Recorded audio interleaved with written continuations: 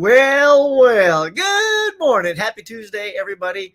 Uh, Look, we'll just address the elephant in the room. Check out this new T-shirt I got. All right, so my wife showed total support of my channel this weekend. So here you go. She says, "Don't forget to like and subscribe." And it's kind of funny because when I put it on, I told her it looks like a medical shirt. Where if you're not paying attention, it looks like it's like the Red Cross or something. But anyway, I love it. It's great. So, there you go. In case I forget to say it during the show, don't forget to hit like and subscribe. So, yeah, so we'll see. See if this shirt pays off today. But yeah, I see Caveman. What's going on, bro? You're always right on time. I appreciate that. So, hey, for you, you get the special intro for right now. Here you go, just for you.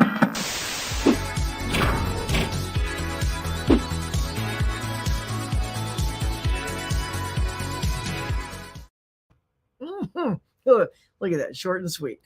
Let's see what you got going. Jagoda, what's going on, man? Jagoda's going to see. Caveman says, "Good morning. I'll try to join." Even if you're not here right now, apparently he jumped in to smash the like button, which I appreciate. And Jagoda, what's up, my man? How you doing, pal? Been seeing you all over the place lately. You and Tim all just yucking it up on your live Instagram the other day. It's so funny because I marvel at how you guys have time to do those things. Like they're always like during the day and they're just hanging out. I'm like, I had you on because I was working. Luckily I can work from home, y'all. So I can put you fellas on and have a good time and like text you. If we were still in office, I couldn't pull that. I couldn't do it. It'd be like, boss walk around. Who are you texting? Nobody. Videos all up. Your lips are flapping. Who's those guys? But so yeah, I'm happy I can have you guys on, and it's funny. And look, Tim, you're shortchanging yourself, bro. You did good. He did good at the game. He didn't embarrass himself. And embarrass himself would be like a shutout. There's no shutout, Tim. You right here, bro. You got it. We got to get you on, man. I can see you bringing the heat. Let's see. We have Vince. What's up, Vince? He says, "Good morning." Good morning, Vince. Welcome. He made it. I knew you would. Ain't going to keep you from it. And Michael, good friend. Hello, sir. Welcome.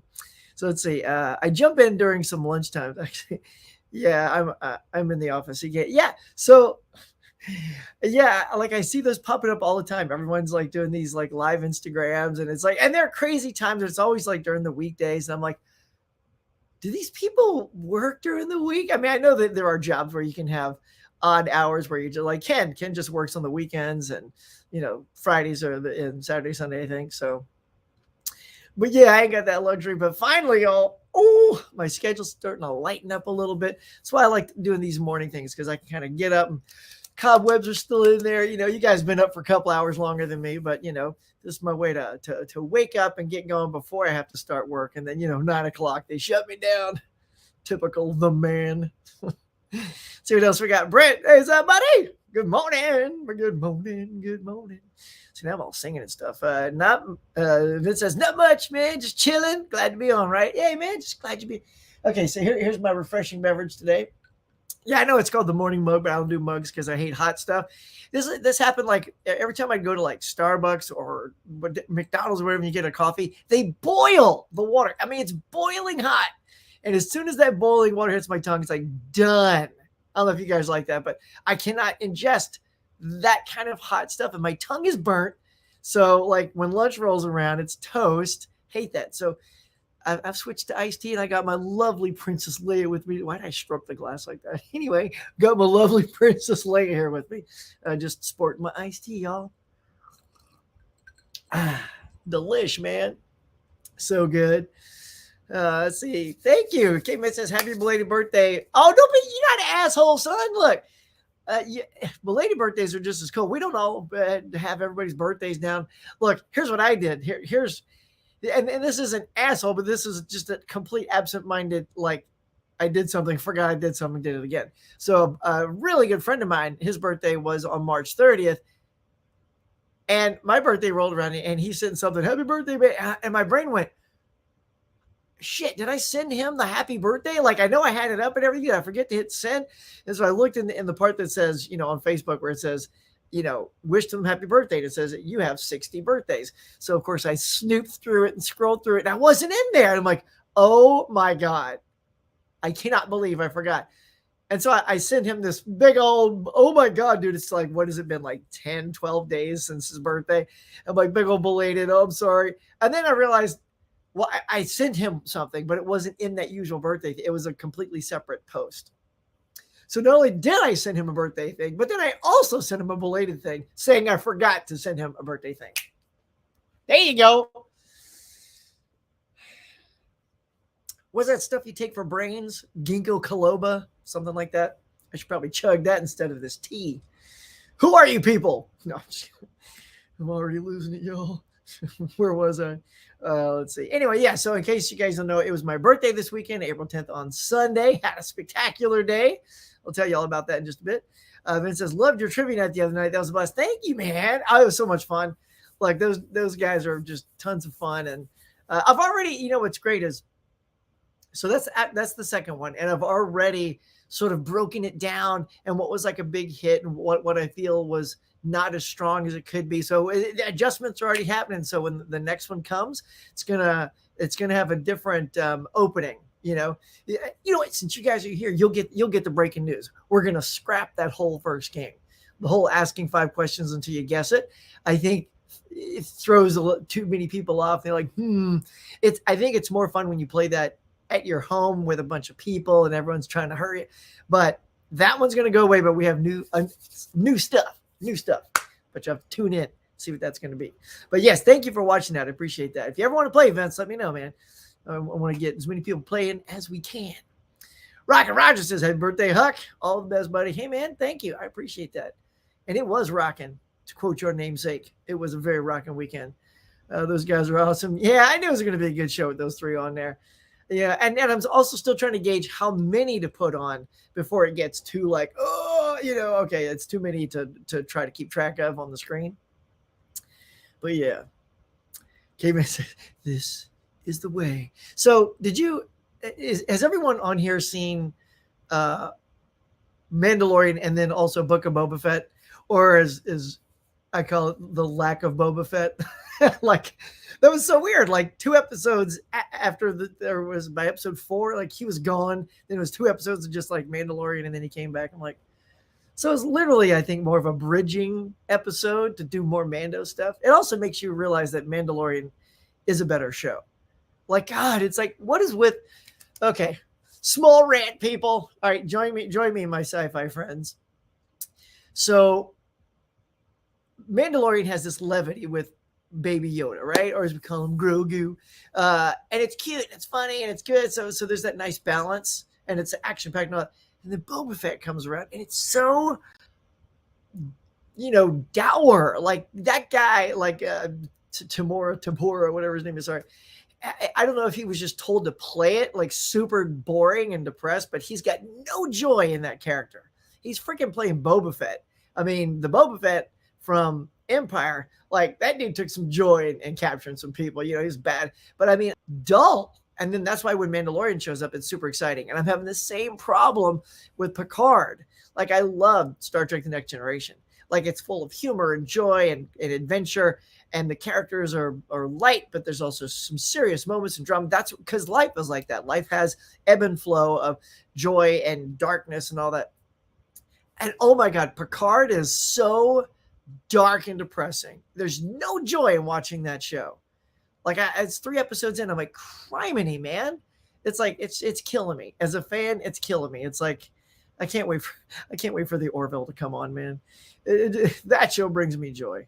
I tell you what, season 3 better not be all dark like that. I'm gonna give up on science fiction, y'all. Let's see. I got to roll back up, y'all. Let's see. How far did I get? Let's see. Okay, we got This Is the Way. Okay, so Brent says, FYI, out today, digital only, but Shout Factory is Electric Dreams.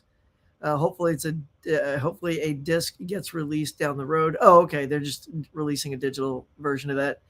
Fun dumb computer goes crazy movie. LOL. I haven't seen Electric Dreams, and look, it's from that classic 1984 year. See, the hits keep on coming. Joe Joker, what's up, buddy? Says, hey, Huck, I'm at work. Unfortunately, just stopping to say hey and happy late birthday again. Hey, I appreciate it, man. Yeah, Been checking you out online too, man. Good to see everybody. Let's see. Vince says, "What did you pick up?" I will answer that in just a second, Vince. Just hang loose, my friend. It's coming. I've seen both. Yeah, yeah. So, do you have a preference? You probably already said it. Let me just keep rolling. I'll come across it. So pissed the steelbook is sold out, just like Tune. Oh, of Spider-Man. Yeah, yeah. I know, man. Look, and it's just for me 8 a.m. right now, Tuesday. Like I haven't even gotten to the store yet, but I'm working, so probably ain't gonna get mine either. Just don't accidentally take a gecko instead of a vitamin. What is that? I'm missing that one. Just don't accidentally take a gecko instead of. You mean like on my birthday? I don't. I'm missing that reference, but you'll clue me in. I'm just waking up still, so I'm going to lose too many references here. Mandalorian's amazing. Love that show. I know, right? That show's got it going on. I like it. I like it. And what's fun is all of these Marvel and Star Wars shows. Like I'm happy because my daughter, she's only 14, but she'll sit down and watch all those with me just to give them a fair shake. So we've seen all that we went through: Wanda, Loki, Falcon Winter Soldier, and Hawkeye. And man, Hawkeye was good. If you guys didn't see Hawkeye, you know what? That was the one I was like, really? We're getting a Hawkeye show? I really enjoyed that. In fact, I think Loki was great, except it had a huge problem with the last episode. It's like it was so banging, and then you get to that final episode, and it's just sit and talk to that guy. I'm like, this is how you're ending this really kick-ass show. So it really knocked it down a notch for me. So I don't know. You can't end with that last episode and make it number one. So I think we actually like Wanda first because it was so interesting and different. Like no other show. I tell you what, Elizabeth Olsen should have won an Emmy for that. You Emmy people are idiots. Like this is what I'm saying is it's filled with just a bunch of old people who don't know how to vote for unique talent. And there is not another performance on television. I don't care about all those CSI people and all those dramas and all that, because that's all one type of acting. Elizabeth Olsen had to adapt her acting skill to mimic whatever decade that the sitcom was for the episode it was in. And if you are a fan of those and you've ever seen those, it's a very specific acting style, and she killed it. And then not only was she doing that acting style from the sitcoms, but then she'd break out of it and then go all like serious and become like a normal actor, like just like be in the moment. I'm like, that is what acting is about. That's the kind of stuff you give awards to. Sort of like Tatiana Maslany from what was it? Not Black Mirror. I'm going to draw a blank on a show. See, I'm up too early trying to recall shows. But you know, the one where she's the clone and all that stuff. Is it Black Mirror? I think it's Black Mirror. Anyway, and she plays just multiple versions of this character, or she's playing all the characters. And then I think she did win an Emmy, as she should have, because here's somebody playing so many different roles, similar to is my rant. I tell you, every time I do one of these shows, I go on rants, right? Is Scott Bakula for doing Quantum Leap. If you guys are fans of Quantum Leap, man, same thing. So not only does Scott have to play Sam Beckett, but he also has to portray the person he's jumping into and do it in a respectful way. So if he's playing the episode Jimmy, where the kid had Down syndrome, or he plays an older black guy, or he's playing a woman, like he's got to play those with obviously some humor, but also some sense of respect. And I mean, he killed it. He was nominated, but he never won. But that's what I'm saying, is those are the kind of things to me, like that no one else pulls those things off. It takes a special actor to do that kind of thing. Anyway, rant over. All right, so here we go.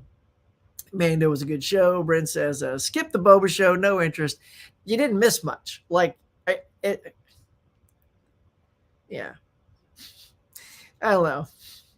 He should have just kept having cameos in Mandalorian. I think that would have made him more interesting. The full show with him, yeah. But I tell you what, I'm even more disappointed in Picard than I was in Boba Fett. Maybe because Boba Fett has, and the thing is, if you look at who's got all the charm on that show, it's Ming-Na Wen, right? May from Agents of S.H.I.E.L.D.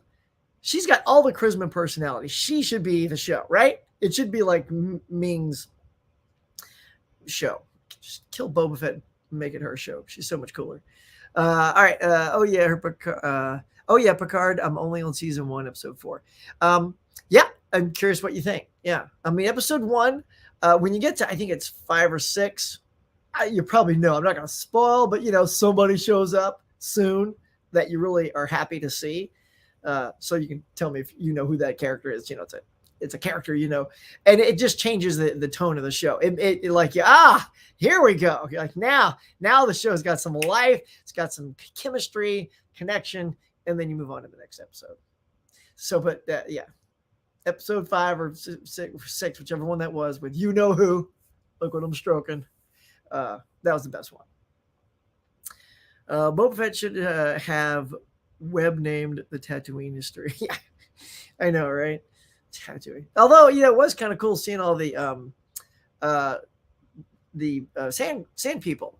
And I don't know if you guys know, but during the Oscars, it's a great year for the Oscars, by the way. Totally memorable, right? So many great awards. That's all I can remember is all the great awards that were given out to all the talented people.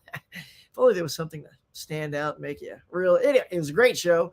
No, but anyway, the guy, Troy Kotsur, who won Best Supporting Actor for Coda, because he's an actual deaf actor, and he was fantastic. If you guys have not seen Coda, I 100% agree with Coda being Best Picture. That was excellent. It was like uplifting. It was good. The acting was great, and watching people sign all the time. I was about to do a crappy sign. Sorry, sign language people. I'm terrible, but it does make me want to learn it because I'm like, it was so great. Anyway, I digress. He's one of the stormtroopers. If you see the stormtroopers doing the sign language, he is that stormtrooper doing the sign language. I was like, oh, dang, that's dope, right? Yeah, it is. Okay. Let's see. Yeah, I figured that's what that was. No web typo. Let's see. And then says, absolutely loved Hawkeye, right? Dude. So that's what I'm saying. As ours went Wanda, because I think the fam overall like one, and then Hawkeye, because I mean, I was down with Hawkeye. I mean, they're like this for me. And then Loki, despite its lackluster last episode, and then Falcon Winter Soldier. Okay, what else we got? Haven't checked out Moon. You know what? I'm digging it. I'm digging Moon Knight, though. I am digging it. We're like, however many that have been on so far, we've seen them all, and it's good. Like Oscar Isaac is doing a really good job. He's got this sort of dual thing going on, and he's got this British accent. First, I'm like, oh, has he got a British accent? But he came up with that, like, because he's playing these like different roles, and he came up with saying, well, I want one of them to have this accent. Thank you, TJ. I just sort of peeked down below and you said Orphan Black. Yeah. Orphan Black. Yeah, they are idiots. She was amazing. I know, right? Totally. But anyway, yes, Orphan Black, right? That's the one with Tatiana Maslany. Yeah, that kind of makes sense. She's the orphan. Yeah. She's phenomenal. And I'm stoked. Oh, y'all, look at that. Did you see me perk up? The fact that she's playing Jennifer Walters in She-Hulk. I mean, when I was collecting comics, She-Hulk was one of my favorites. I just loved her. She was like super snarky and funny and kicked ass and sexy and all that crazy stuff. And her and Johnny Storm, when she went and hung out with the Fantastic Four, when the Thing left for a while, she was in there for the muscle. And she was one of the first fourth wall breakers. I'm pretty sure she did it before Deadpool. So I am fascinated at the prospect of that show coming on and being great. I hope it's great because I love that character. Like, she is my favorite character that hasn't appeared yet. That's the one I'm most waiting for. So let's see what we got here. The vitamin name sounds a little like a gecko. Oh, in the beginning of the name. Yeah. So never shorten it like Coca-Cola to Coke. Yeah. Agents of S.H.I.E.L.D. Hell yeah. Right. That was such a dope show. That was good. Ming was great. Do you know that Ming is like 50 years old? What? It's like her and Michelle Yeoh. They just look fantastic for their age. It's like, holy crap, we should all look that good at 50. Speaking of Michelle Yeoh, I've not seen it yet, but I am super excited to see that. Was it Everything Everywhere All at Once? I think is the name of it, that A24 film that's out in the theaters right now. It is getting like good buzz, and it just looks like a mind trip. So, and I'm stoked that whoever cast that said, hey, let's pick Michelle Yeoh. Like you could have gone younger. Like you could have picked like Zhang. Is her name Zhang Ji? She was the younger one from Crouching Tiger, Hidden Dragon, or even Ming Na Wen. She's yeah, probably 10 years younger than Michelle Yeoh. But no, man, you went with the OG, man, Michelle Yeoh. I'm stoked about that. Hey, for anybody new that, I'll show you this in case you missed it earlier. My wife bought me this shirt. Don't forget to like and subscribe. That's my birthday present. So, I'm sure I'm going to forget to tell y'all. So don't forget to like and subscribe. I know it looks like a medical alert shirt. So, hey, there's a guy from Red Cross. Okay, where am I at? Hope you're doing well. What Blu-ray release are you excited for? Well, I'm super excited for one. I'm going to show y'all in just a second. In fact, I might jump down to those real quick, and then we'll come back. Ben Graham, speaking of The Thing, I do love your name, Ben Graham. I just expect all actors to secretly have a British accent. I know, right? Even when they're playing Russians or Germans, it's British. Or like Rome. Did you guys see that show Rome that was on HBO? I'm like, why are all these Roman, like Italian people speaking with British accents? Like no matter what race, ethnicity, culture you are, you just like British accent.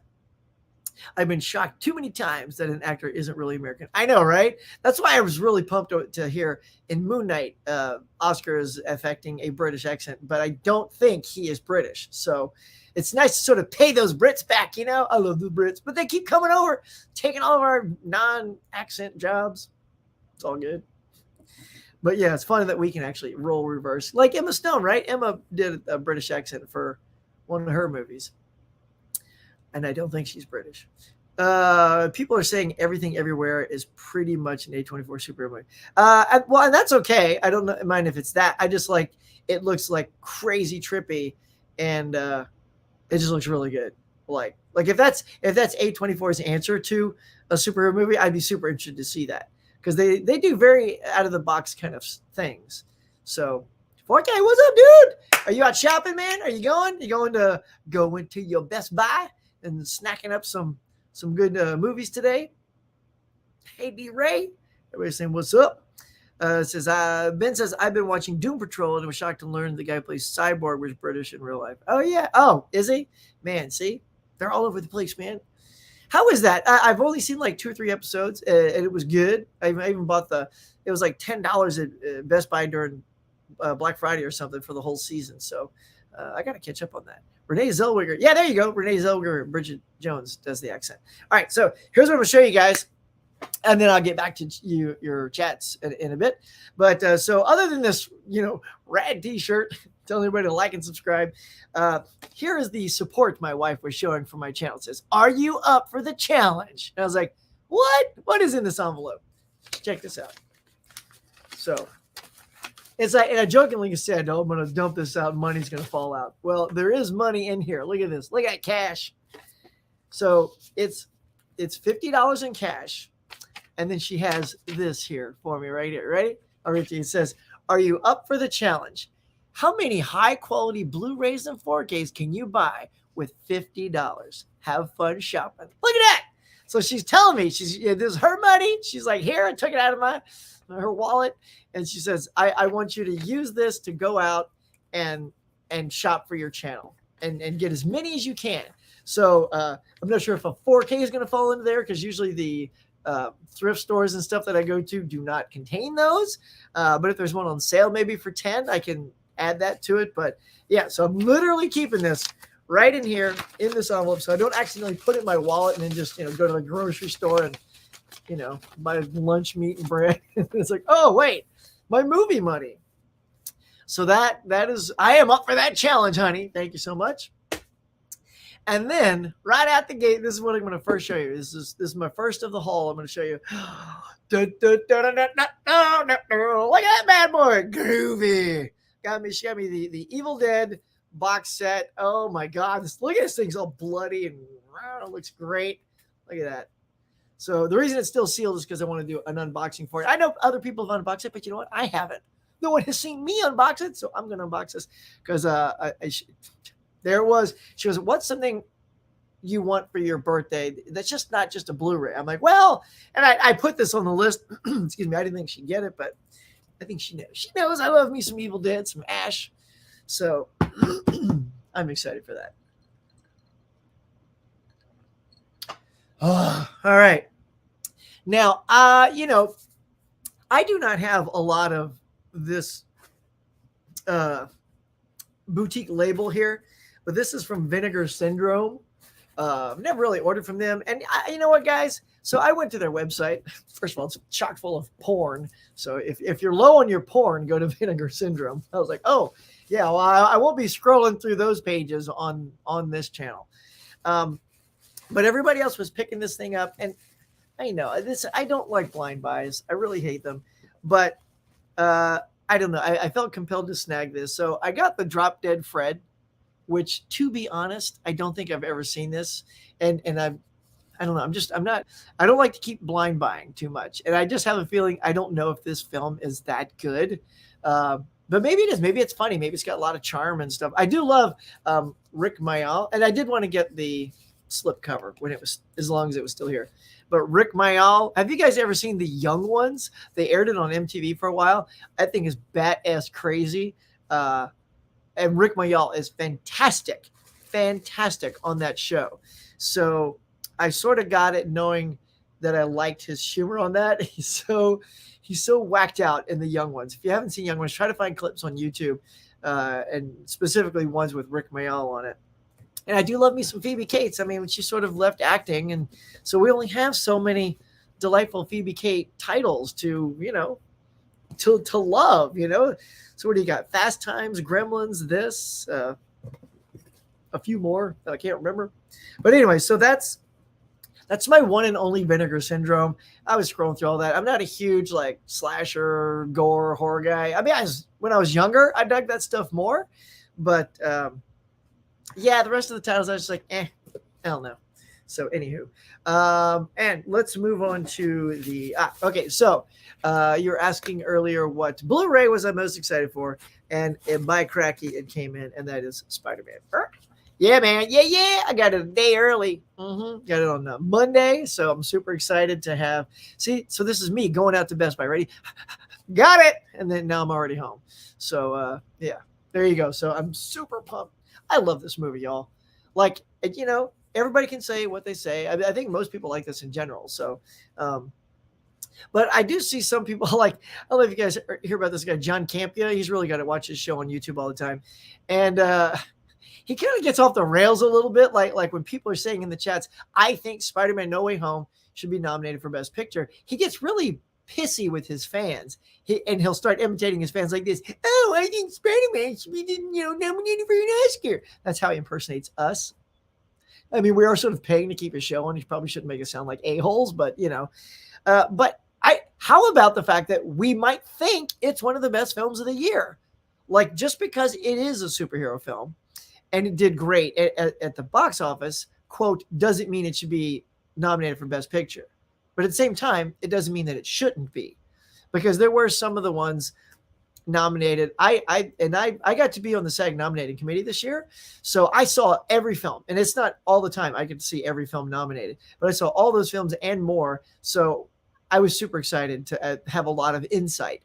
And personally, Spider-Man is a crowd pleaser. And, look at Lord. So are you going to say Lord of the Rings shouldn't have been nominated, John? You think, oh, Lord of the Rings, all those nerds who love Lord of the Rings. Well, guess what? Yeah, we do. And it won. So calm your impersonations of us down. Quit making it sound like dorks. Because, if it was nominated, he'd have no problem with it. He'd be like, yeah. Anyway, I like you, John, but, knock it off. All right. So anyway, Spider-Man No Way Home. That's the one I was super excited to have come out today. I don't know when I'm going to get a chance to see it, but yeah. Oh, and so finally, when Kino Lorber was having their sale, mine got put on hold because of FX and FX2 because it's sold out. And I guess, I don't know if you know this, but what they do is they hold your entire order until all the films that are on your order are in, and then they ship it. Well, the only problem is FX was out. So I'm like, well, I was starting to get antsy, y'all. I was like spiders crawling on me. So I'm like, what if one of those other titles goes out when FX comes in? And then I'm going to be waiting forever and I'll never get the shipment. So finally they were super cool, by the way. This is why Kino rocks, man. I emailed them and just said, look, can you just take that one off the order? If not, I will just cancel everything and reorder all the other titles minus that one. And they're like, we'll take care of it for you. So this lady took it out of my cart, reprocessed the order, and shipped it. So I finally got it minus FX2, which, by the way, I have ordered a second order with FX. And guess what? It's back in. So the second order is already processed and on its way. So anywho, so here it is. I picked up the Jim Carrey Man on the Moon. It's a great biopic where he plays Andy Kaufman, the fantastic and bizarre comedian that was on Taxi. And it's good. He's so good. In fact, on my birthday, at the end of the night, of course, I have to watch a movie. It's it's my thing, right? All this physical media. And so I'm like, well, it's about 8:30. It was getting kind of late, so I didn't want to watch anything too long. So I went to my comedy category. And sure enough, I hadn't watched Liar Liar yet. So that's the one I picked. We picked Liar Liar. And oh my God, it was still so funny. It was from start to finish. It was super, super funny.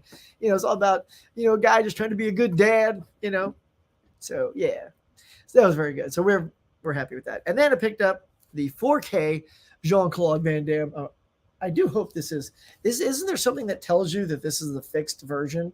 I thought it had like a yellow barcode or something, but it doesn't have a yellow barcode. Anyway, I hope they didn't just send me something that has the wrong disc in it. But anyway, yeah, I love Hard Target, man. That is a good Van Damme, John Woo directed film.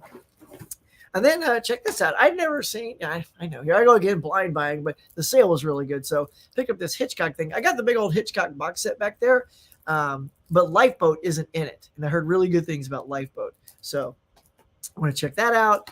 And and these other two are just dorky movies. So Remo Williams, the adventure continues. I just know this isn't going to hold up, right? I remember seeing it, and I thought when I saw it, I'm like, hey, Remo, can't wait for the sequel, because it says the adventure continues. It was not a hit. The adventure did not continue. And this is Finders Keepers. I kind of like these all-star, star-studded, treasure hunting, road trip type movies. So you got it's Mad World. You got this. You got Rat Race. I think this. What's the other one? Scavenger Hunt. It's another one. So there's so there's like at least 4 different types. I wanted to get sort of all of those, so I could just sort of do like a big old star-studded treasure hunting thing. So that's it. That is my Kino Lorber haul. And finally, and I pre-opened these boxes because I ain't gonna waste time for you guys. So this is my Groove. My Groove shipment came in. And if you guys don't know about Groove, man, get on it, man. They got great prices. So here's the thing. I know this is dorky, y'all. I know I got this great Evil Dead box set, but I also, because I love this steelbook, I also picked up the Evil Dead steelbook. I love that it's got the folds in it, like the old movie poster. It was only $8, so I just wanted to add a little extra ash to it. And then check out this funky mummy collection. Look at that. I love that it's like the book that she opens with it, the thing there. And it's got all the digital codes, which I didn't know. And it also has Scorpion King. Huh? I did not know that. I thought it was just the 3 mummy films. And Scorpion King wasn't great, but it was just kind of nice knowing it was tucked in there.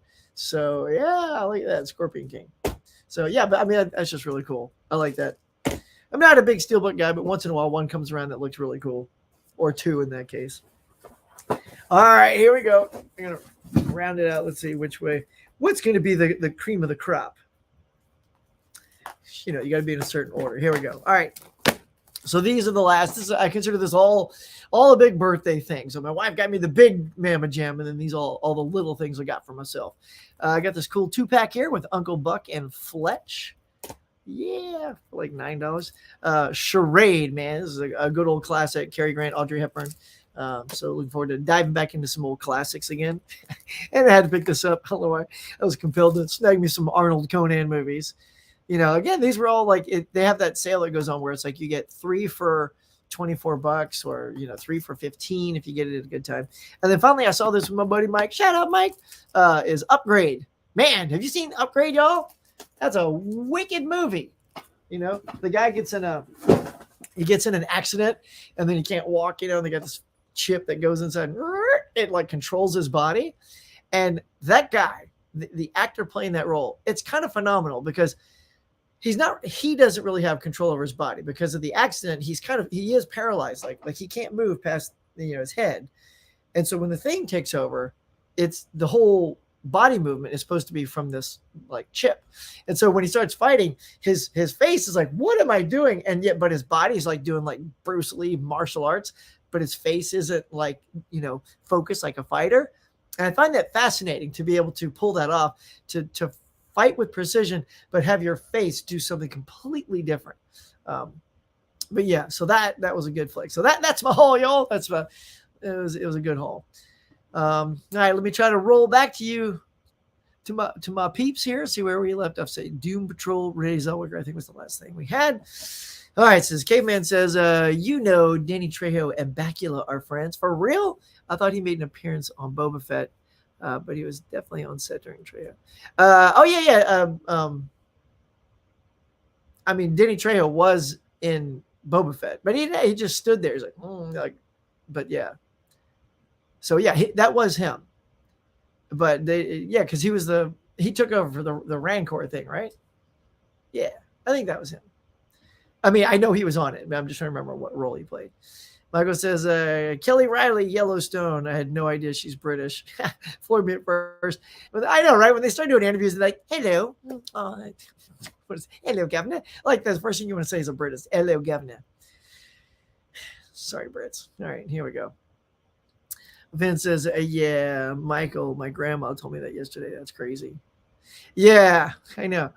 It is funny. Like Superman, even like the great American superhero Superman, it's not played by an American. But Cavill's great. Brandon's great too. Like I'll throw up my hand all day for Brandon Routh. I think he got shafted though. If he had a better script, he'd have been a really good Superman. And when he was on the CW, I don't know if you guys watch any of that, but they always have those crossovers, and that was kind of like the mini Justice League going on TV. Like every December, they would do the crossover of all their shows.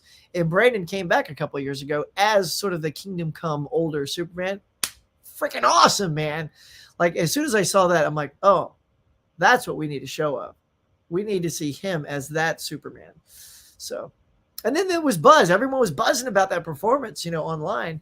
So I kept waiting to hear back from CW that maybe that could be a reality. And where is all that? Where's that Green Lantern show they said was coming? I don't know what's going on with DC. Just I don't feel like they have a handle on their product. So you got the Batman that's out now, but I don't know. It's like you have to sort of keep up with DC, whereas Marvel just like it's easy to know where you're at, like because it's all connected. But DC's like, yeah, we're going to put out this Joker and that Batman, and then we're going to put out this movie here that's got this Batman. You know what I mean? So it's a lot of keeping up with the Joneses, as it were, with DC. But it's all right. I'll keep up with them. I like me some DC. I love Kelly Riley and Yellowstone. I got to see Yellowstone. That thing is so popular. It's doing really well, too, man. It's winning awards. Good for Costner for having a good staple. And he seems like a perfect fit for that show, too. I'm sure those of you who are watching it, would probably agree he's good for that. Ben says Vinegar Syndrome started out as a boutique label for porn. Oh, and then they started selling more cult movies. Right? It's like, what else can we sell besides porn? You like horror movies, right? Yeah, what goes better with porn than horror? Horror porn. See, they should start their own thing, horror porn. But yeah, anyway. Yeah, I did not see a lot of... Yeah, that's... anyway. Good old Vinegar Syndrome. How many pawn shops near you? Typically $2 to $5. Sometimes even then they'll do 5 for $10. Yeah, I only have 2. And get this, they're literally doors away from each other. So I go to this one shopping center and it's got a Big Lots. So I shop for the $5 titles there. And then I go down 5 doors to this thing called Wimby's. And you guys have seen that in a lot of my shopping videos. Is Wimby's. They have a really good selection. And then 3 doors down from them is this other one. Something of Hope thrift store, and they don't really have great selections, but I did pick up like Dread, a completely sealed copy of Devil Wears Prada for $4. So you can still score in both stores, but because they carry so little, by the time I've tapped those new titles, I can keep going back all month, and I don't see any newer ones. It's like they get somebody's collection in or something, and then that's it until somebody else drops off another collection. So they don't repopulate as quickly as I'd like them to. Ben says I know. Well, see, that's what I'm saying. Black Panther was nominated, and here he is, like yelling and screaming, "Spider-Man!" Okay, well, where's your argument that Black Panther shouldn't have been nominated? That should have been nominated. It was, well, I was going to say it was freaking great. I liked it, but here comes my dog. He's about to go nuts. Oh, that's nice. Oh, okay, thanks. That's it, showing his support. Hey, Cash, what's going on, buddy? Yeah, we're talking about Black Panther. It's fitting because he looks like a puma. My dog is he's a jet black. He looks like a black lab, but he's only about 25 pounds. Actually, he's about 30 pounds. He's getting kind of fat. It's not my fault. He stopped walking. Tried to take him around the whole neighborhood, and he just kind of, He was attacked by a dog, y'all. We're on a walk. I used to, every day, like during lunch, I'd work, and then when lunch came, we'd go out, lap the neighborhood. I get exercise, he get exercise, and then a freaking bulldog, this dill hole, left his door open, and this bulldog comes running out and eyeballs us, growling. I'm like, give him one of these, finger wagging. He stopped for a second, and he just basically said, F you, and then just bolted and attacked my dog, chomped on his ass, almost killed him. Like, I had to let go of his leash and just yell, like, run, Cash, run. And Cash took off, man, saved his own life. There's no keeping up with a four-legged creature. But he hauled ass all the way back to our house and went under our car, like saved himself. And I'm just like huffing and puffing. And then like about 10 seconds later, this young kid, 16, just comes running out of his house because I think he realized his dog was mauling my dog. And ever since then, my dog will not walk around the neighborhood anymore. Traumatized, like a true, legit traumatized my dog. So we get up to the top of the hill, and he senses that house, and he turns right back around. He goes, that's all we're getting today is up the hill and right back down the hill. So I feel bad, man. They traumatized my dog. Anyway, just telling you a little bit about my dog. Brent says, love that British TV show they played on MTV all the time. Yeah, the punk rocker, the hippie, the nerd, and the cool guy. Yeah, the young ones. Hey, Vivian, the hippie was always like, hello, and all that. Is Froomshanker. He had a catchphrase, Froomshanker. What's that mean? It means, may the seed of your woman be fruitful in the belly of your woman. Something like that. I almost had it. It's been 20 years. I almost nailed that quote. May your seed be fruitful in the belly of your woman. That was it. Yeah. Anyway, I have that on DVD, by the way. I wonder if that's worth something. The In-Betweeners. Now, so you're talking about something different? Is what you're talking In-Betweeners? Because the one that had all those is called The Young Ones. Let's see if I have it. Here it is. Hold on. There it is. The Young Ones. There's Rick. Well, there's Rick Mayall right there. That's the guy from Drop Dead Fred. That's him. Young Ones. So insane. Some of those Brit things are hilarious. So yeah, good stuff. R&D says the yellow barcode is for the fix. Oh yeah, for Escape from LA. Right. So what was the thing with the Hard Target? So it was just a bad disc or something like that, bad pressing. So I assume these are all good. So I think that's what it was. You guys let me know if I'm wrong. I recommend the Beastmaster. Yeah, I saw that. Here's the thing. As I spin around, I would, but I already got this, right? So I'd already picked up this 4K version of Beastmaster. And, I like Beastmaster. I don't love it that much, but I did see that set there, and I'm like, man, but, that it does look very cool. That is a very nice box set. See, it's a great release order. Yeah. Yeah, I know. That's one of the few. See, it's because they're barely wearing any clothes. You see how Vinegar Syndrome jumped on that? They say, well, it's not quite porn, but he's not wearing a lot of clothes. Let's get it. So, fellow movie guy, have you ever seen The Majestic? Thoughts? Reminds me slightly of Pleasantville. Yeah, I enjoyed The Majestic. Jim Carrey was really branching out, doing some alternative things that people were used to, like starting with Truman Show and that. And Frank Darabont did The Majestic, I believe. I think that's correct. But I don't have it in my collection. I gotta find. Is that out on Blu-ray? It's got to be out on Blu-ray. So I'm gonna at least snag that. And Pleasantville was an interesting film as well. That was really good. It's funny if you see the behind the scenes on that. Like, in order to get the proper look of the black and white, people actually painted green. Or something like that. They're painted a different color so that they look appropriately black and white, which is very interesting. You think you would just shoot in black and white or strip the color out of a color, but no, there are tricks to making it work. I think it's also when you're on the screen with somebody who's in color, you have to do that. So Brendan Fraser does such a great job playing an Indiana Jones type character. Oh, dude, I love those mummies. Look, for a while there, I was like, do I love these? And then I watched The Mummy again. I'm like, I do. I think Brendan did a great job crafting that little franchise. I wasn't a huge fan of the third one because I missed Rachel Weisz. And I don't know if at least the feeling that I'm remembering is it didn't have this same sense of fun that the other two did.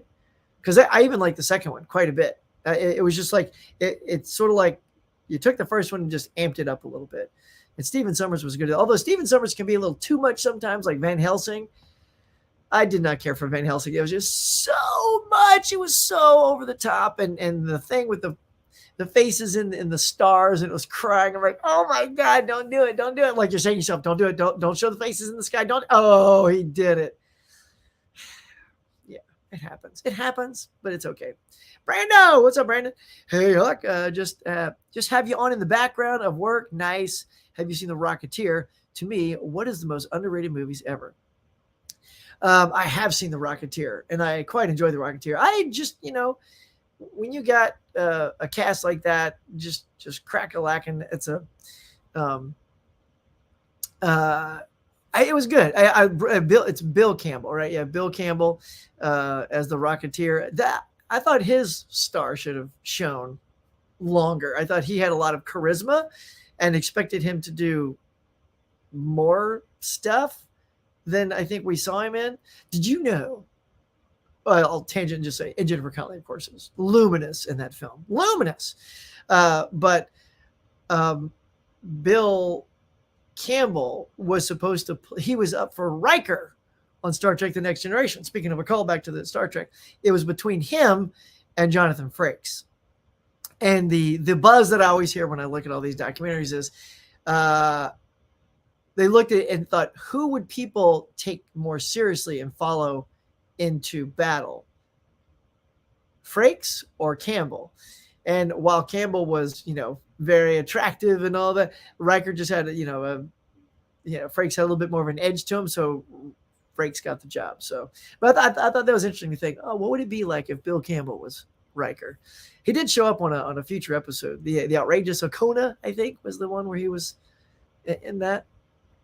But hang on, let me go back to what you were saying. Let's see. Underrated movies. Trying to think of another underrated flick. When you're on the spot. We did this on the show. When you're on the spot, you can never think. I probably got like 15 right behind me. I don't know. Let me try to stew on that. I don't know. I'm gonna take a drink while I think. Let's see. Look around.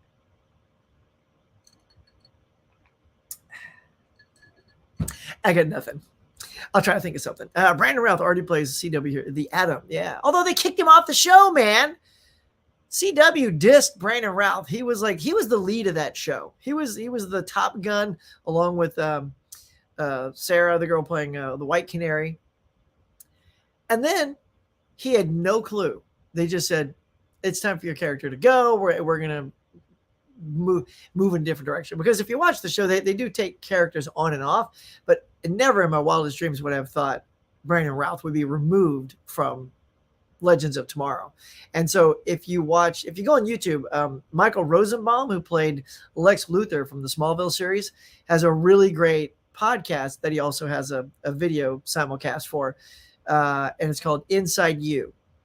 He basically gets inside you and really gets into some great story beats from people's careers. And it's really good. Like, Rosenbaum interviews people really well. And he does bring on a lot of his friends. So Tom Welling was on there. A lot of the actors from Smallville were on there. Occasionally they'll even talk about the girl who played Chloe, Allison Mack, because, she got busted for that weird cult thing. So they even addressed that. But Brandon was on that. And he was just like, first of all, he talked about how when he got Superman, he said, that's it. I'm set. My career is set. And that's how your brain works, because everyone else who sort of gets plucked into these type of roles goes on to have a really nice career, at least does well enough as Superman to make a ton of money. And then we'll see what happens after that. And then when it didn't happen, it crushed him, and he had to deal with his ego and thinking I should have had this. And it's a fascinating listen. And then he talks about being kicked off Legends without his knowledge. He just got the script and suddenly they said, by the way, we're taking you off the show. And that killed him. That really hurt. So if you love Brandon like I do, like this guy right here, you love that Brandon too. Yeah, go check out that Michael Rosenbaum Inside You with Brandon Routh. It's super good. Anyway, here we go. Anthony's Horror More. Hey, buddy. DC should have just stuck with their solo release, such as Joker, the Batman, the Dark Knight trilogy. Once they started making their own DC universe, everything went to shit. Yeah, well, I agree. The problem was they tried to catch up to the Avengers by doing an instantaneous Avengers and just have them all in there. It's like, I know you're trying to be the opposite of what Marvel did. See, that's the thing is, you can also tell they're trying to do the opposite so that they can say, no, see, we didn't copy. But then when you also failed to have the same success, now you can't brag about that as being a good thing. Now, look, growing up, and I've said this in a few of my other videos before, my two favorite books that I collect the most of, if you looked in all my long boxes, it was the Avengers and it was Justice League. Because then as I started getting low on money, I had to pick and choose which titles I wanted. And so the team ups always was more fun for me, because then I got to see all my favorite heroes in one book. I also like the Fantastic Four. So all of those team books really populated my comic book collecting. And so I was super excited for Justice League. I couldn't wait. But, when I walked out, the thing is, I think it came out the same time as Thor Ragnarok. I think they were just like a couple of weeks apart. Right? I think Justice League came out first. And then Ragnarok. Excuse me. And but Ragnarok blew it away. Ragnarok was funnier and more exciting, and it just had two heroes in it, Thor and the Hulk. So yeah. I don't know. I mean, I still think they could repair it. I don't know. I think they were doing a better job on the CW. Like, yes, it's not as big of a budget, but here, you got to see all these characters you don't get to see. I mean, they were all on there, long before they tried it on the big screen. So maybe they'll adjust at some point and figure it out. Doubt it. Yeah. So Brent says they ate a lot of lentils on the Young Ones. Did they? I don't quite remember that. It was such a great show. They had a lot of bands on it too. Yeah. I mean, it was just crazy, that show. It would just change it from one thing to another. So good. Mid-level. What's up, Ken? What's up, buddy? Welcome. Are you out? Are you going shopping today? Am I filling your ear holes with, podcasting goodness while you're driving? Gonna give it another shot. I know, man. I know. I mean, look, this is out there. At least you can go, try to scout out for Spider-Man, unless you've already pre-ordered it. Ken, so yeah, to let y'all know, so on Thursday night, Ken was on my trivia show Saturday night. Ken from Mid-Level, and Tony from Basement Blues, and Tim from Tim Talks Talkies. And they killed it, y'all. Like, they came on all nervous, like, oh, I'm going to suck. And they just, Ken, like, Ken said he's going to suck. And he was dominating, just right to he had the game. and then just Tony turned the corner at the last second, and by one stinking point. I'm not ruining it. Go see it, even if you know the score. Just go see it anyway, because the gameplay was a lot of fun. And Ken, I've already tweaked the game. It's going to be even better whenever I get around to doing the next one, as soon as I have time. I got a big old birthday party weekend. So some friend of ours, their daughter is born on the same day as me, April 10th. But they're doing her birthday on Saturday. So we got to go do that on Saturday. So I won't be available for a game show for this weekend. Brandon Routh cannot catch. Poor guy. I love him too. Like I'm such a fan of Brandon. Like I try to catch stuff he's done. He did a movie called Dylan Dog that I rented. I think Blockbuster was still around because I saw it on the shelf at Blockbuster. And dang it, it wasn't that good. I just wanted Dylan Dog to be. I'm like, oh, this is gonna be that cult movie that I can recommend. That can be the thing I can tell Brando critic that's underrated. It's not. It's not. No one even knows about it. So there's that. But yeah. The Rocketeer gives me those superhero chills. There's so many superhero films today, and I find it very rare to get those stand-up and cheer moments. Rocketeer makes me want to do it. Makes me want to be a hero. Yeah, man. Look, it was such a fun flick. Speaking of that time frame, this is weird, but so this month on my channel, I'm doing disaster movies, and I started with all the ones in the 70s. So check this out, and I'm going to be doing a review of them soon. But I watched. I was going to say Avalanche, Earthquake, The Towering Inferno, Roller Coaster, and Hindenburg. And they're interesting. But so the Hindenburg, yeah, I'll tell you what, Rocketeer is a much better blimp movie. Hindenburg. Yeah, I think that's going to be low on my list. I think Roller Coaster might even be better than that. I still got to watch the last hour of it. I was watching it last night for about an hour. It's oh, okay, off.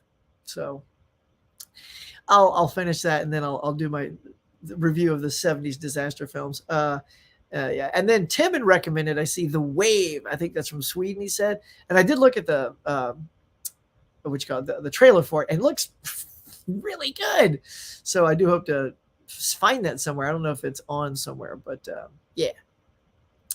So he says, Brandon says, maybe the superhero scene is too bloated for these days. Hard to get excited for superhero film when you get 10 of them a year. Yeah, I know. I think it is starting to be I think it's probably why Morpheus, Morpheus, the Matrix, Morbius didn't do that well. It's probably not that great of a film either. But that's the thing is Sony doesn't have the real go-tos. They have Spider-Man, right? That's the number one Marvel character in history, right? They have it, and they're sharing it right now, which is good because it's doing good for both companies because we're getting a better product. But Morbius and then Venom and all that.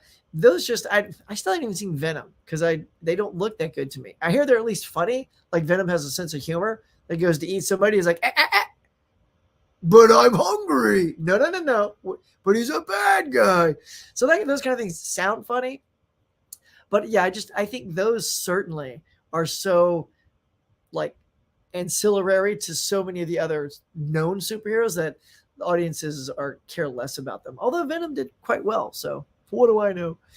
And my girl's here. What's up, Mika? Hey, honey. How are you? Welcome. How's your podcast going, man? You did some recordings and stuff soon. I got to check some of yours out, man. They look good. And then he says, I think Insomnia with Al Pacino is pretty underrated. That's a great thriller. Oh, yeah, right? Insomnia also has Robin Williams. Is that the one with Robin Williams?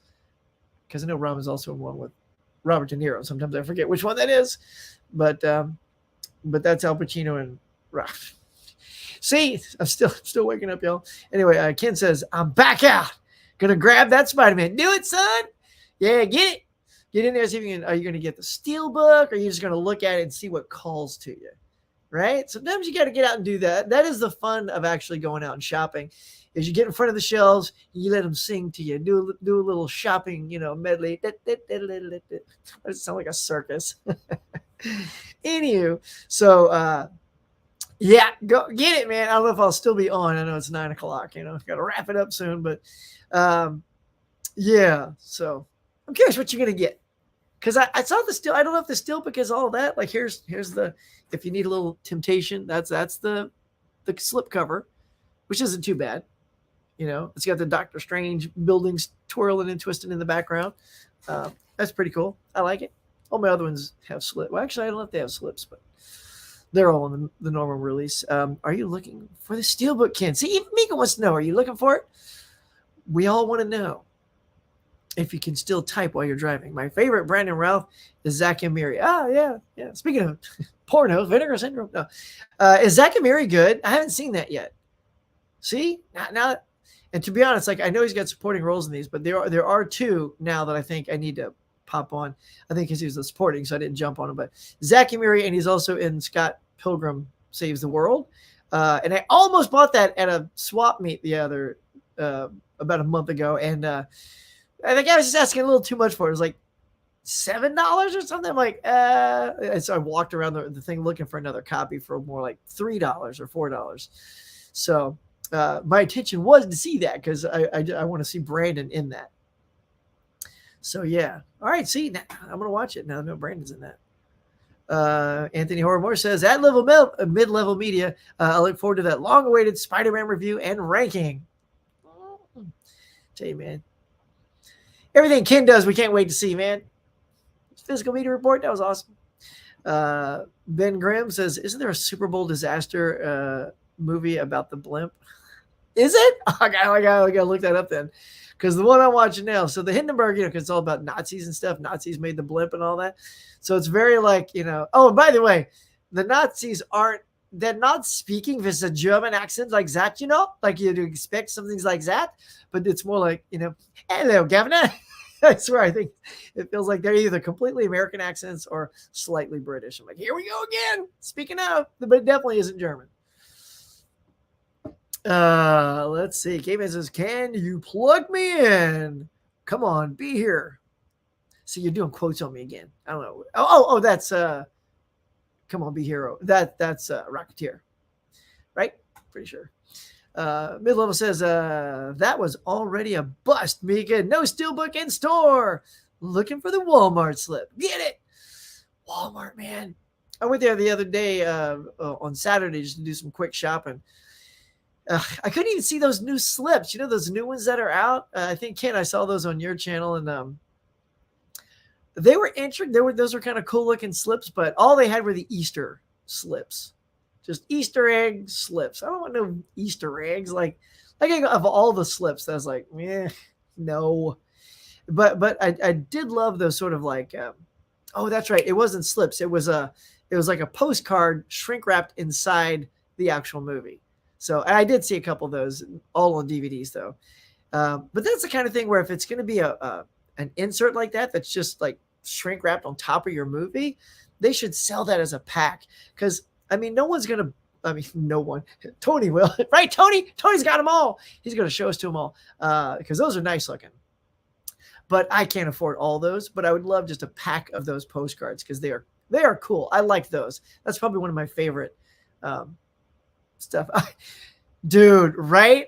Oh my God, I can't believe you remember that. So in Earthquake, by the way, Earthquake was done really well. Like the matte paintings in Earthquake to show all the destruction and stuff and the duration in which the earthquake was happening. My wife was like, this earthquake is going on a lot longer than an actual earthquake. And then I tried to say, well, it's more like the earthquake is only a minute long, but we're showing you each place that the earthquake is happening and what happened in that place. That way your head can wrap around the fact that it's 5 minutes, this earthquake is still going. But yeah, so it happens in all these different places. And, the set pieces falling down and, the miniatures of like bridges breaking and trucks. There's a truck that flew off with cows in it.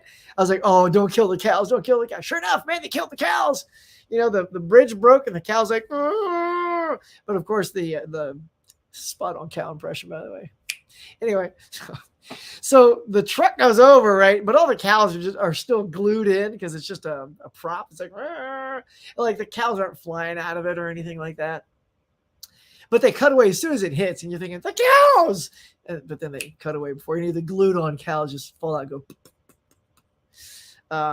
But yeah, it looked great. Anyway, so the blood splatter he's talking about, I've talked to my wife about the scene several times about how it could have been done better. So there's an elevator, of course, people get in the freaking elevator during an earthquake, and the power goes out, the thing snaps, and the elevator starts flying down the shaft, and they're like, and they slap up to the top, and I'm like, oh, it's gonna be good. It's gonna hit the ground. It's gonna like how are they going to show it? Are they going to show maybe the elevator hit the ground and dust come out from the door and all this?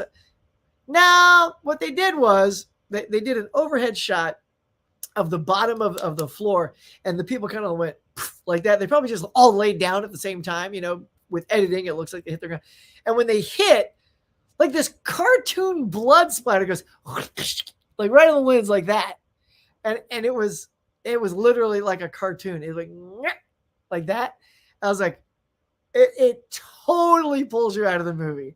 I was like, and just started laughing. I'm like, oh my God, did you see that? It was hilarious, man. It was hilarious. That was, yeah. Like, you didn't need the blood splatter. It's almost like you're saying all the people that hit the ground exploded in a burst of blood, which wouldn't happen. First of all, the blood they've hit the ground already, so the blood would just splatter on the bottom. It wouldn't shoot up to the top because they're still not fun. Anyway, that was quite funny. Getting all riled up. Wave is on. Oh, it's on Showtime. Oh, maybe I wonder if they got three months free, so I can try to see that. It says, okay, I got you. On your, let's see. Is it Ken? I don't know. Somebody's got you. Wait, what does it mean? What I got you? Like your shows? Because I'm gonna see them. Black Sunday. Oh, that's it. Yeah, that's the Super Bowl blimp thing. Yeah, is that a disaster film, or is it just like a movie where something happens at the end that's like like Van Damme, sudden impact, or was it sudden death at the stadium? Because some things are just thrillers. It's interesting because when I was looking up disaster films, Roller Coaster was described as a disaster film. By the way, there's one roller coaster disaster in Roller Coaster. I'm like, it says there's a terrorist that attacks roller coasters with an S. Roller Coaster. Well, anyway. Although they did shoot up in my neck of the woods for the finale. It was Six Flags Magic Mountain, but it wasn't called Six Flags at the time. It was just Magic Mountain. But that was interesting. Like when I do the review, I'll tell you guys more about that. But yeah, no blood splatter on the screen on that one. So yeah, I'm just wondering if the end of that is just more of like a catastrophe moment in a thriller type movie. So let's say here we go. Yeah, bad effects. Really? No, actually, as far as the blood goes, I would say that was a bad effect. But to me, when I was watching it, I thought the falling down of stuff and objects, like it had enough weight to it. And even some of the stuntmen, I was watching the stuntman as a ceiling was collapsing. This one stuntman actually sort of stood up to take the impact of the stuff falling, and then he fell back down with it. And if you're watching it as a stunt, it's a brilliant stunt, because if he just laid on the ground and the things fell on him, it would roll off because it's all styrofoam and balsa wood, right? So it doesn't hurt anybody. But he rose up, took the stuff down with him, and then he landed, and the stuff stayed still on top of him. So I actually quite enjoyed the earthquakey effects in the film. Yeah, it is Robin Williams. Cool. Yeah, that's what I thought in that film. Any luck so far from Walmart? Ken, we got to know. Any luck from Walmart? This is like a live play-by-play with Ken as he goes shopping. So you got to let us know, man, if you're doing well. If you had any success getting your stuff. Of course, you'd be like, I can't tell you. Are you looking forward to a Better Call Saul starting back up next Monday? I hate to say it, I've never seen Better Call Saul. I just haven't jumped on that yet. I'm just now jumping on Schitt's Creek, by the way. And it's great. See, the beauty of waiting late, I guess, just not having a lot of time, is I get to binge it and enjoy it all in one chunk. So, but I have heard what's going on the show and who's coming on and stuff like that. So, yeah, I'll need to catch him on that. He was great in Nobody. Like, who'd have thought he would have been great in that John Wick type movie? That was awesome. I picked that up for Black Friday, $10. That was great. Huck, have you added the wave? Yeah, I've added it. I haven't seen it yet, but yeah, after I finished Earthquake, in fact, I'm like, because I kept thinking, what's that one that Tim said? Tim said the wave, and we called it up on our TV on YouTube just to check out the trailer, and I'm like, ooh, that looks good. Like for a big old wave disaster flick, it looks really good. So it is on the list. I may have to cleanse the palate of Hindenburg because it's not super great. I did watch Geostorm though. I did see Geostorm. That wasn't too bad. That was a fun watch. Gerard Butler's really good in that. So I am trying to watch ones that I haven't seen before. So in case I run out of time this month, I won't have missed the ones I haven't seen. And it's been a lot of fun. Like even the older ones, like Towering Inferno and all that, hadn't really seen those. So I'll be sharing my opinions on those shortly. This is Black Sunday is kind of a heist movie. Ooh, involving a blimp and the Super Bowl. See, that's cool. Yeah, it's like a heist movie. Yeah, more of a thriller. So so that's what the director of Roller Coaster was saying. As he said, Roller Coaster is more of a suspense thriller than a disaster film. And it's funny that he kept saying that because I guess maybe so many people kept calling, Roller Coaster a disaster film because it's really not. It really isn't. So I'm glad I only paid $1 for it at my thrift store. I will be donating that back to the thrift store, by the way, when I'm done. Like I don't need to keep that or ever see that again in my collection, but it was fun to get that out of the way. Probably Hindenburg too. Like unless the second half picks up and just blows me away, I think that's going to my favorite thrift store. Because it's not super holding up. All right, hang on. We need a drink, y'all. Any other questions before we go? Might have to sign off for work here soon.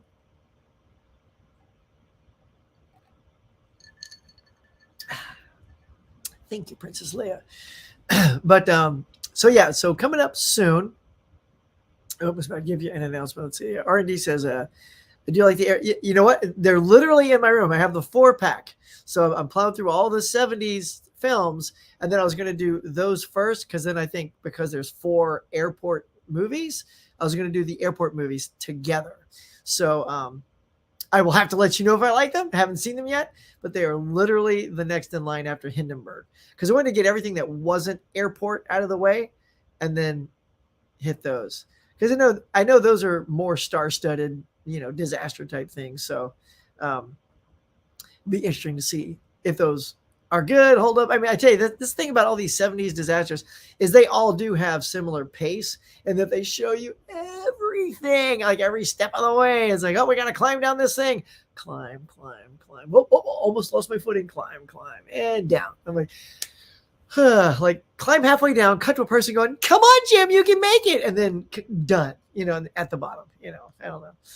I think back in the day, those were that I think they felt that built up tension to show you every single second of something, which by the way, the legendary John Williams scored 2 of these films, Towering Inferno and Earthquake. So need to pick up those soundtracks.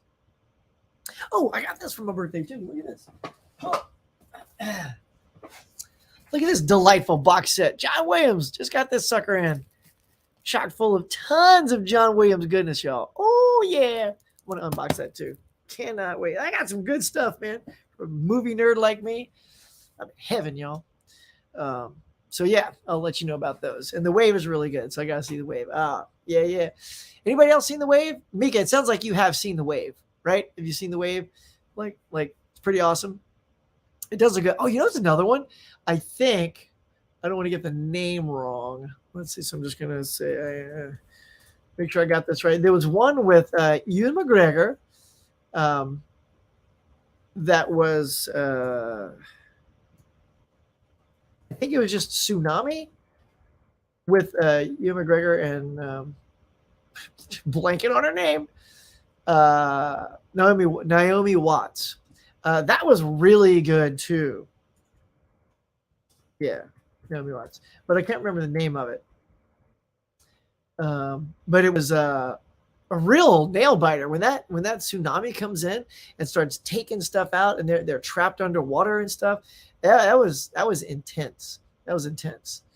Just gonna see if I can see the name.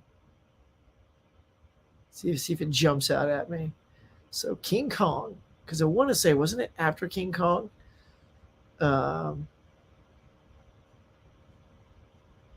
Just looking here, Dreamhouse.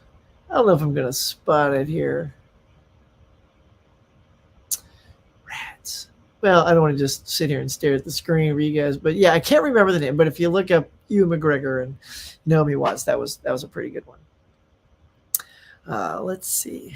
All right, she says, yes, I've seen it, loved it. Oh, see, that's all the inspiration I need. Oh, The Impossible. Thank you. See, I see it here, and that wasn't ringing a bell. Like, it just doesn't sound like the name of a tsunami movie, The Impossible. But yes, thank you for that. Good recall. You got good recall? Because, yeah. I sometimes have good. My friends always say, man, you got like an encyclopedia for movies. And then I just do what I just did. And I blank out. I'm like, well, apparently not that good. Because, I used to be like lightning when I was younger, man. I'll tell you, my brain's decaying. All my movie stuff, it's just over here. That's what's that section right there. Okay. All right. Have to end this pretty. It's a Incendiary. Check it out. No Escape. Oh man. Incendiary. Is that just a cool flick, or is that considered a disaster flick? Now, of course, Brent. Now you're talking my cup of tea here. The Poseidon Adventure. Not just pretty good. I'd say great. Like, of all those 70s, like, because I've seen that one a lot. It was on TV, so I haven't put it back in because I know I really like that. I did watch all the making of stuff on it, which is awesome, really good too. I have it right behind me. So far, of all of them, that is my favorite from the 70s, and I haven't even put it back in to rewatch it. But yes, I Poseidon Adventure really keeps that dramatic tension going very, very well, and it's got Hackman in it, man. And the remake's not too bad either. Yes, I totally enjoyed the remake as well. Really good, really good. So if I have time near the end, maybe I'll do a Poseidon double feature and check them both out. But yeah, I love Poseidon Adventure. That was really good. John Wick. I know, man, that box set. It was like, and it's like on Amazon for like 60 or 70 or something like that. So I'm like, as soon as, and it dropped in price. And so I was just about to click, your hand gets all twitchy, like, gotta get it. And then I'm like, well, hang on. So that's the cheapest I've ever seen it on Amazon. Now let's go ahead and jump over to eBay and see if it's cheaper than that. And if it's not, then I'll get it. Like $45 on eBay. Brand new, still wrapped. So I'm like, done.